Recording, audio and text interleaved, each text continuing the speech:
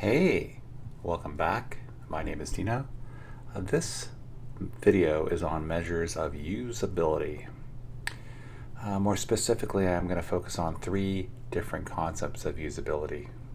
The first one is effectiveness. Like for each of these three terms, I'm going to define the term and then give a bit more of a description of it and then sort of a suggestion for you. The first one is effectiveness. That is the extent to which a goal or task is achieved.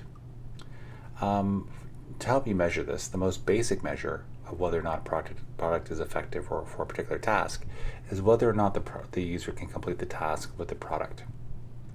So when you're working on designing a product, you want to design it so that it can be used effectively. You want whoever your user is to be able to achieve their goal or task quickly and effectively.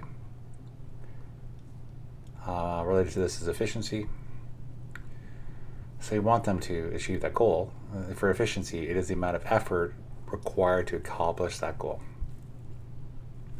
For most tasks, there is a critical path for task performance.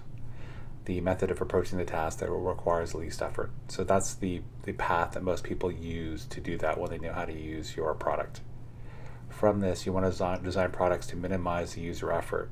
You want to make sure that the critical path that they're going to use is readily apparent. And finally, satisfaction. What is that? That's a level of comfort that the user feels when designing a product, when using a product, and how acceptable the product is to users as a vehicle for achieving their goals. On a related note, perhaps the simplest way of investigating whether or not users are satisfied with a product is to ask them to comment on how they feel about the product. From this, something that, especially for people on a fixed or limited budget, often forget to do is to get feedback.